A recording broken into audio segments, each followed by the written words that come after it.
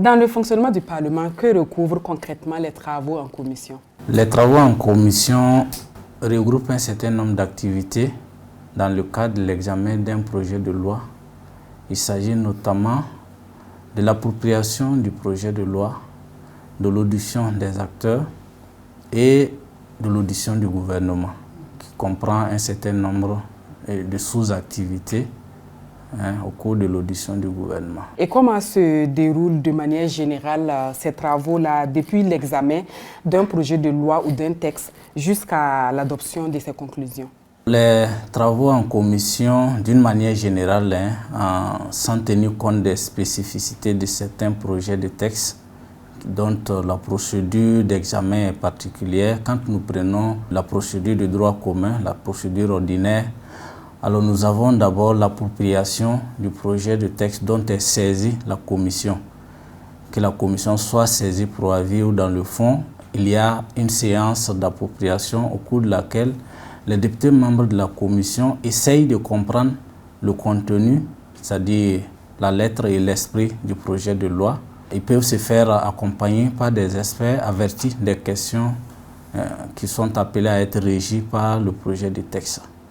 Après cette phase d'appropriation, les députés, conformément au règlement du Parlement, peuvent décider d'auditionner un certain nombre d'acteurs, c'est-à-dire ça peut être des personnes physiques ou des personnes morales, c'est-à-dire des sociétés savantes ou des institutions de la République, ou des structures privées qui sont concernées par le projet de texte, qui sont appelés lorsque le projet de loi sera adopté à être bénéficiaires ou justiciables en tout cas du projet de texte. Après l'étape de l'appropriation du projet de texte par la commission, elle a le loisir, c'est une faculté, ce n'est pas une obligation, elle peut décider d'auditionner des acteurs. Dans le terme acteur, il faut voir, ça peut être des personnes physiques, ça peut être des personnes morales de droit public ou privé, qui viennent éclairer la lanterne de la commission sur le projet de texte dont elle est saisie. À l'issue de cette audition vient la partie vraiment charnière du travail en commission, c'est l'audition du gouvernement qui commence par l'exposé du ministre porteur du dossier sur l'esprit et la lettre du projet de texte soumis au Parlement.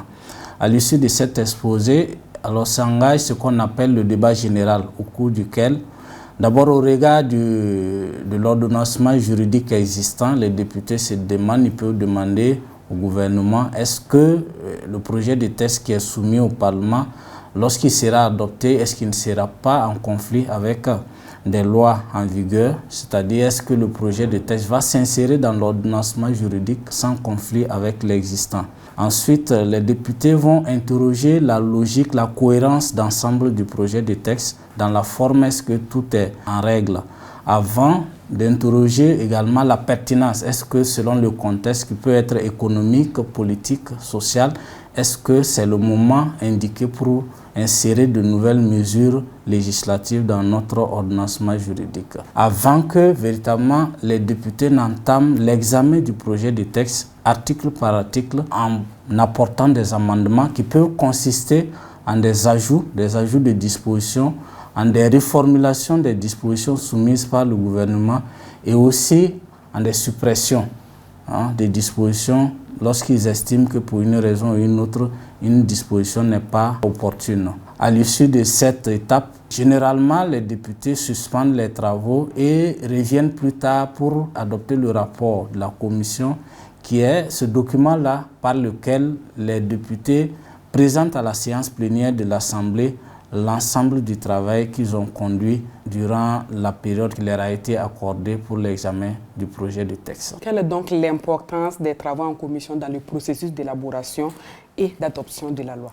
Alors l'importance, c'est véritablement mettre le dossier en état d'être examiné en séance plénière. Il s'agit pour les députés véritablement de passer au peigne fin le document qui leur a été soumis avant d'aller vers les acteurs qui sont conviés à des auditions par la commission. Il y a eu des projets de loi pour lesquels les députés ont apporté des centaines d'amendements. Il s'agit d'améliorations apportées au projet de texte déposé par le gouvernement.